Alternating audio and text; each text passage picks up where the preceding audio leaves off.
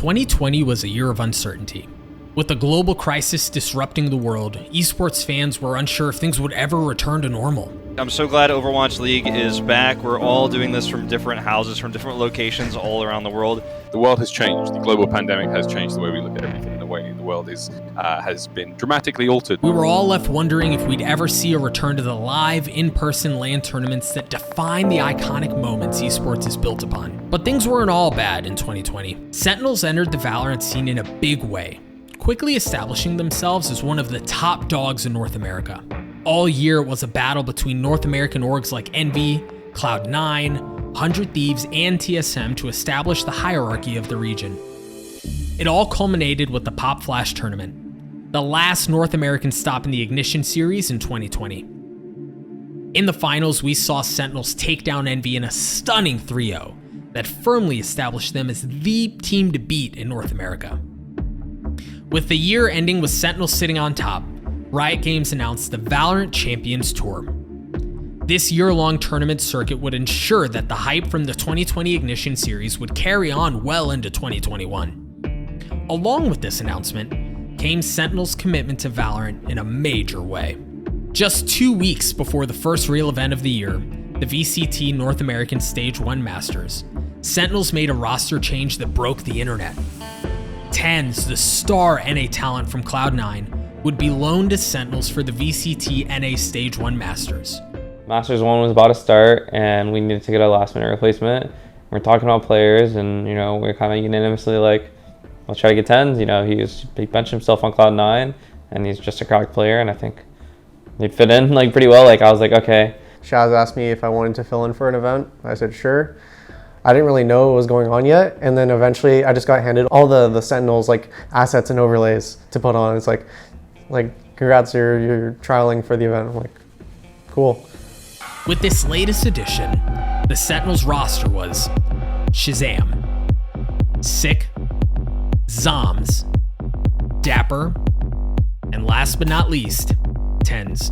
And with such a talented lineup, the Valorant community reacted accordingly. Holy mother of Mary, folks, I did not expect this deal to somehow come out today. Damn, son. Sentinels bought his C9 contract? That is quite the move. That's crazy. TenZ has had a lot of potential in Counter-Strike, has a lot of potential into Valorant, but unfortunately didn't have the right chemistry to be able to succeed where he wanted to with the old TenZ and Friends / Cloud9 group. When game day rolled around, the big story at Masters was FaZe vs Sentinels.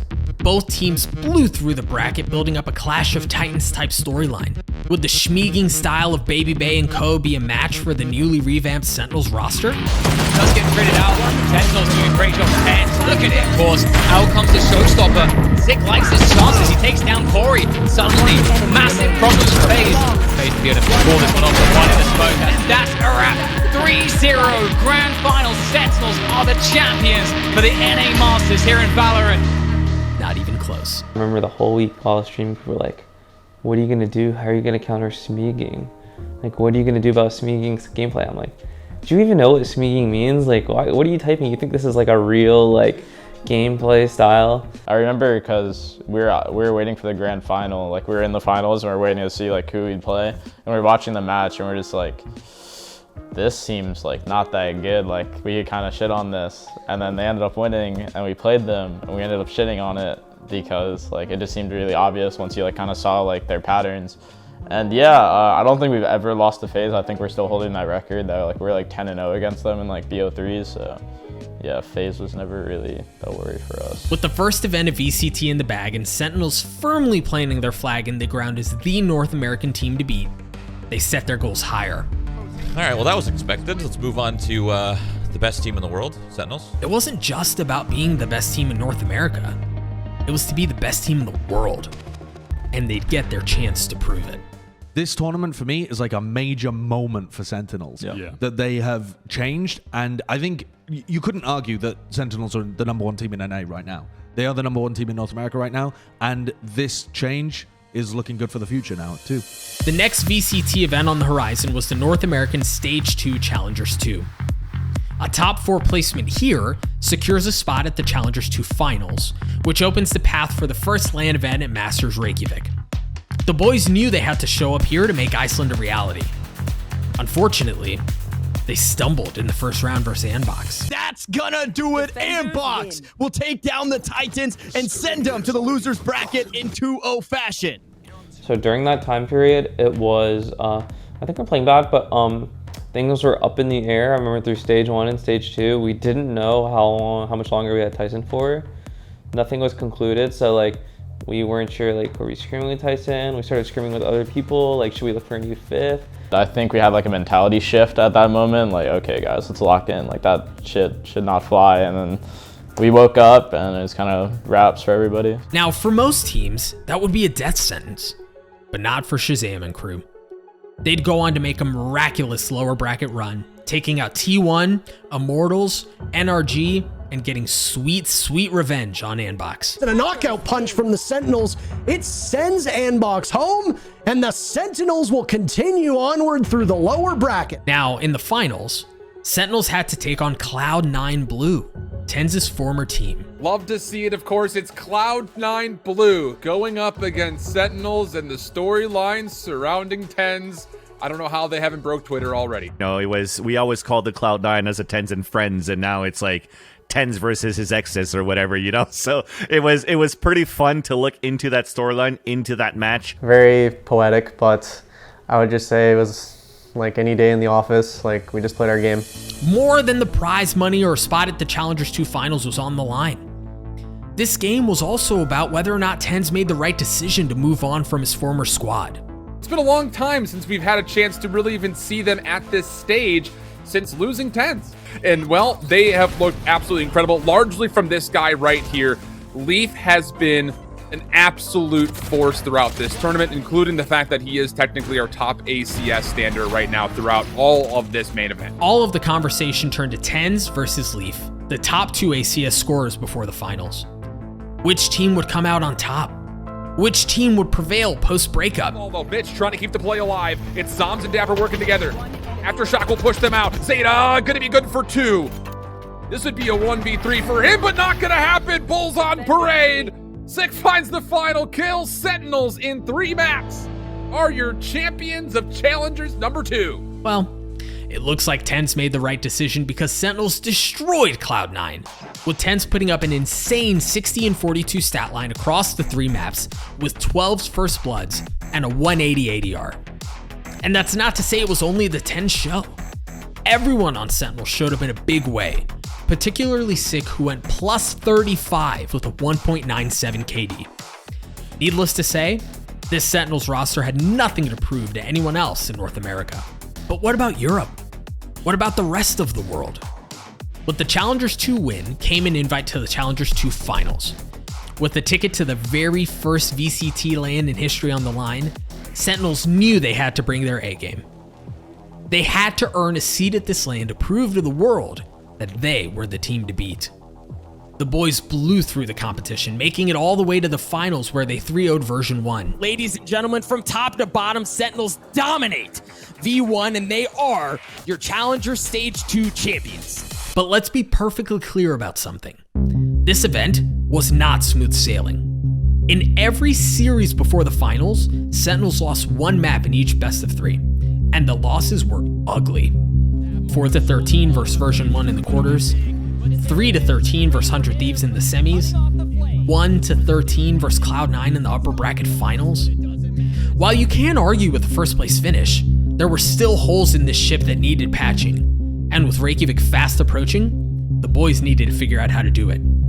Fast. There was work to be done. They had the honeymoon period where everything just clicked. He just slotted right in. He was fragging well, and they rolled through the first stage. Now the real work had to begin. With the Challengers 2 finals behind them, it was time for Sentinels to turn their gaze towards Iceland. Leading up to Masters Reykjavik, all the talk of the Valorant community was on NA versus EU. Could the raw fragging power of the North American teams deal with the more tactical approach EU teams were known for? You keep stealing our strats, we'll always be one step ahead. What strats was ShahZam cooking up to deal with all of these Galaxy Brain Europeans? Could Sentinels live up to the title of North America's one true hope? Is that playstyle going to work against the Fnatics, the Liquids, and the New Turns of the world? The team that I want to focus on first is Sentinels. They're the hope of the region, essentially, right? After 3 weeks of preparing for the event, it was time to travel to Iceland to find out. I think we're gonna go play the match. Who are you playing against? I'm feeling alright. I think we're playing Fnatic. Wait, we're playing Fnatic? I don't even know. Wait, what? I think we're playing one of those European teams. Come game day, whatever the boys did in their prep seemed to work just fine. Masters Reykjavik was the best we've ever seen this roster look. They tore through the competition, winning the event without dropping a map. Everyone was talking about how Fnatic was the team to take down Sentinels, but in the end, Sentinels were up 5-0 in maps versus the European powerhouse, firmly establishing them as the best team in the world. And the thing is, they're gonna get their chance to prove it again in December, because with a win in Reykjavik, Sentinels earned a spot at Champions, the last event of the year. With such a dominating performance at the first major, the first international LAN event in history, Sentinels saw an explosion in popularity. They went from being the bullies of North America to being the undeniable best team in the world. Winning Iceland, obviously, highlight of my life. Kind of felt surreal for a bit. Like, I never, obviously, we were talking about Pot Flash. I never really tasted success in my career, and then we go to Iceland and we shown everybody without losing a map. It's like, it's almost like imposter syndrome where it's like, did I just win this? Like, it kind of felt easy. It was so cool. The whole Iceland trip was really cool. That was like a great experience, like all around. We won. Like it's so crazy going to the event, like being the one that won the whole thing, you know? Like leaving and being like, oh, we got the job done, you know? It's really cool, yeah. But it was not easy. It's not like we just showed up, we're breezing, you know, laughing, going through the games. At least not for me. Like there was a lot of prep involved, a lot of note taking, a lot of like the games itself. Like even though we were winning, like you still like stress about them and like think about them a lot. So it was a hard-fought tournament. I realized I have to hit the gym because the trophy was really heavy and I couldn't lift it over my head that well, so yeah. Shortly after the win in Reykjavik, the conversation quickly turned back to TenZ as Sentinels announced that they had fully bought out his contract. TenZ was officially home. I'm at a loss of words. That's double good things that's happened today. We won and then I won Sentinels. I mean, we expected them to buy him out, but not like, it was like the second we won, they're like, yep, we just confirmed, like we bought him out, he's on the team, so that was fun. It's like we had just won. Yeah, our player like waiting staging room or whatever was like a locker room. So we're chilling there, like, you know, just everyone's on their phone, overwhelmed. And then he's like, Tyson's on the team. And they're like, oh, like welcome to the team. That's cool. He was like, what? Like looking around, like he couldn't believe it. With TenZ fully secured on his new team, this roster looked unbeatable. I am so happy. I'm so happy that TenZ made his way onto that team.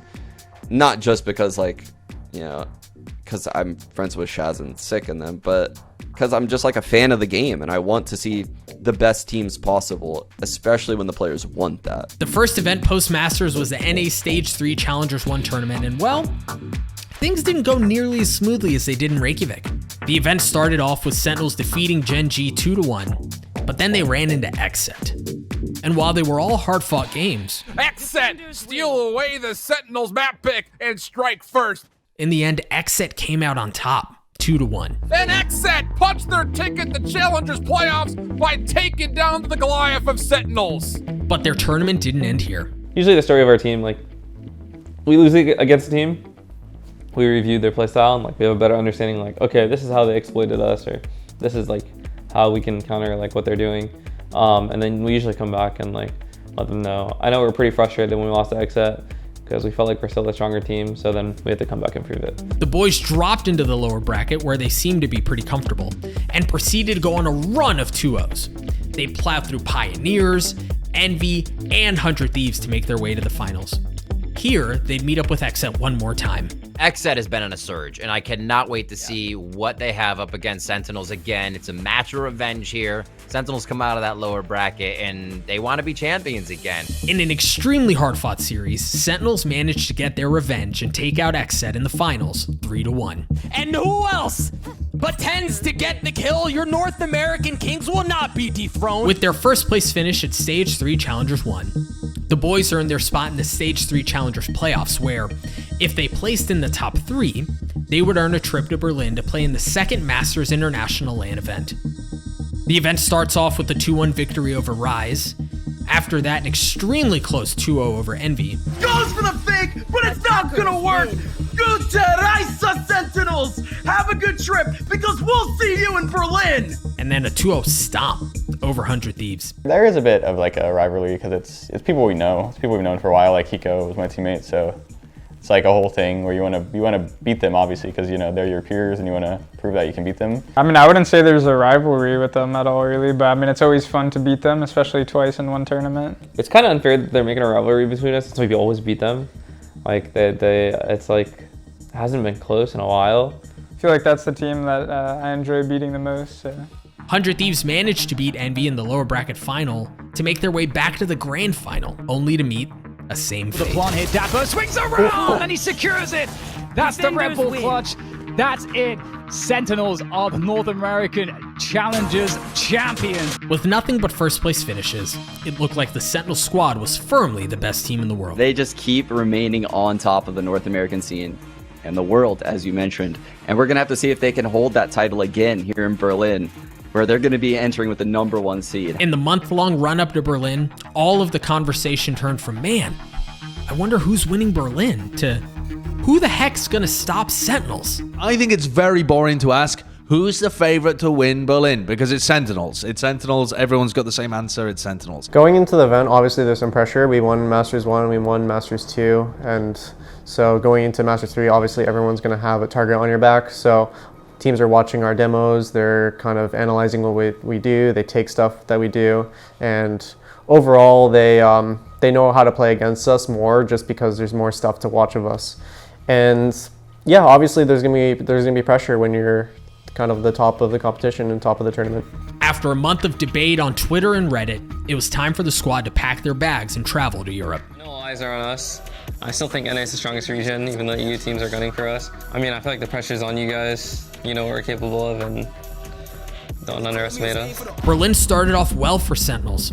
The rivalry with G2 really stepped up since both teams were in Group D. They traded blows both in-game and on Twitter, but ultimately both teams advanced out of the group stage and into the quarterfinals. Champions! You can see as to why. These boys have not taken their foot off the pedal at all. After Reykjavik, still looking so solid, so sharp.